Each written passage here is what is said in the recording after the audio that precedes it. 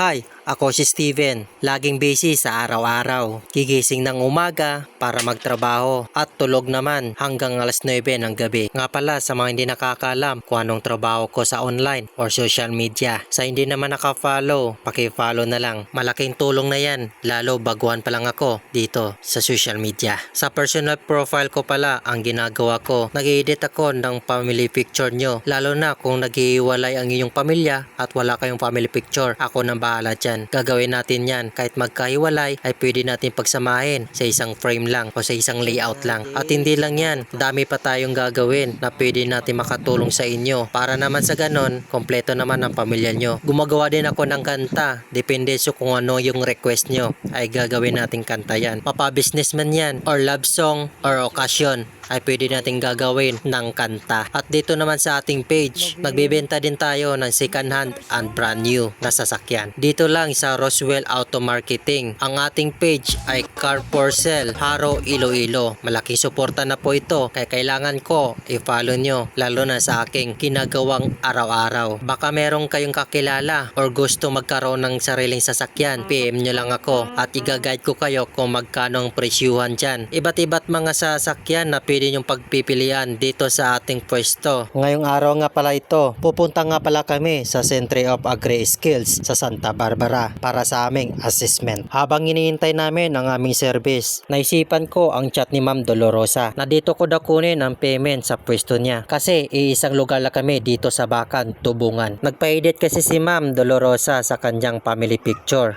Ang sabi niya wala daw siya GCash kaya ito, personal ko na siya pinuntahan. Sa Mindanao. Mindanao. Namalumpa. Lang. Amla? Ay, oo. Damo gani, oo. Pero Pastolero akong apelido ay papa ko eh.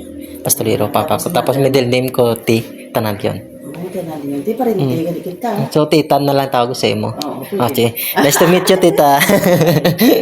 Napakalaking gulat ko. Kamag-anak ko pala si Ma'am Dolorosa. Akalain mo naman, sa messenger lang kayo nag-usap. Ngayon, sa personal mo siya nakita, kamag-anak mo pa. Pero thankful ako dahil nakilala ko si Ma'am Dolorosa. Siguro naman, kilala nyo na siya. Isa pala siyang gagawad sa kanilang barangay. At isa din siyang president dyan sa market area. Meron din siyang negosyo. Lornels, Linagaan, and Eatery. At agad namang dumating ang aming service na tubong-tubungan. Yan ang aming sasakyan papuntang Centre of Agri Skills sa Santa Barbara. Samahan niyo ako panoorin hanggang dulo para susunod kayo naman ang next makakuha ng NC2. Nga pala, sila pala mga classmate namin nag-aaral sa Agro-Entrepreneurship NC2 dito sa Bacan, Tubungan. At syempre, hindi nagpapahuli ang aming bunso. Ay, bunso yarn! At agad ko naman nakita itong nakamotor. Yun!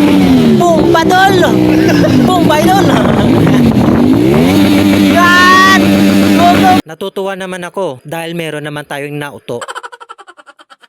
Pagkalipas ng 5 taon, dito na tayo sa Centre of Agri Skills sa Santa Barbara. Nung pumasok kami, akala namin resort. Tingnan mo naman kung gaano kaganda ang paligid. Hanggang nakapasok kami sa office at tinawag naman ang bawat isa sa amin para magpa-picture at mag-sign kung anong meron dyan. Tingnan mo naman ang kasama ko, nagpaganda pa para pagdating sa picture, maganda siya.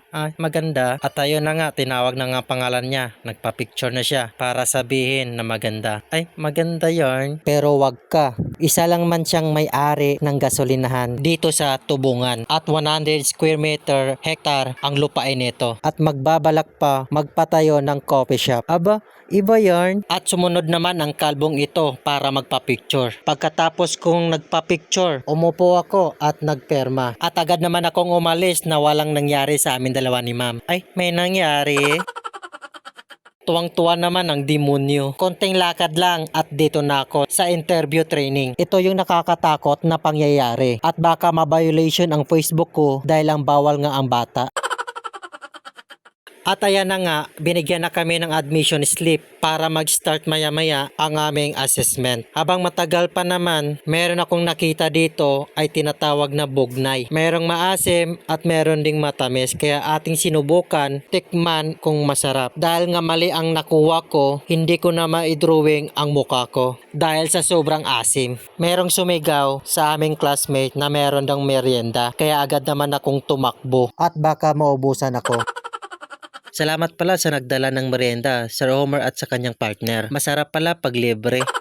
Nga pala salamat sa aming registrar, Beauty Plus Focal Person ay walang ibang napakaganda si Ma'am Vanessa na walang sawang sumusuporta hanggang makakuha kami ng NC2. Kumain na pala kami dito after ng aming assessment. Hindi ko na pala na-videohan ang aming assessment pagka-interview sa amin kasi nga bawal ang cellphone. Pagkatapos nga pala namin kumain at agad naman kami bumalik sa Century of Agri-Skills para ma-interview ang mga hindi pa na-interview kanina. At nang nakabalik na kami, dumiretso kami sa garden kasi nabalitaan kasi namin na merong mulberry. Shout out pala sa aming assessor na si Jacinto Osano at sa aming trainer na si Sir Nestor. At hindi ko rin makakalimutan ang trainer din ng agro-entrepreneurship na si Sir Anthony. At nagpapasalamat din kami sa mga staff ng TESDA na sila ang tumutulong sa amin hanggang nakakuha kami ng agro-entrepreneurship NC2. Okay, balik tayo sa mulberry. Nung akin tinikman kasi nga first time ko ito, meron namang matamis at meron ding maasim. Yung matamis yun ang kulay itim at yung mga maasim at yun naman ang kulay pula. At yung nakita ko itong classmate ko, aba, ginawa niya ng tanghalian ang mulberry.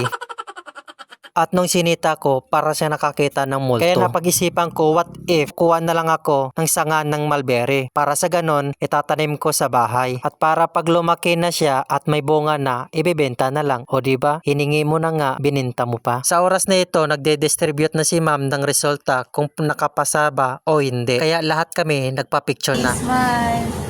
Pati patawag ko sa dikan ba? One. Sige, duruha. 1, 2, 3. May hearing na siya. Tubunga! Sige. Wait lang. Video. Sige. Sige ah. Ano to bang bungal? Sige. Sa Santa Barbara? Sige. 1, 2, 3. Go. Go. Tubungan! Yeah.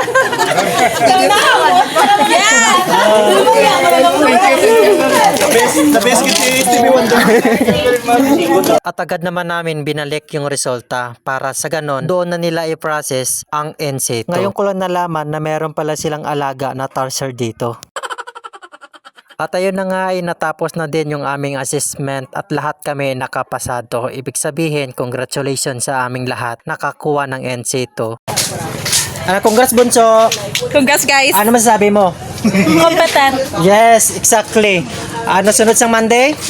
Tuesday! Tuesday! Hindi malipatan.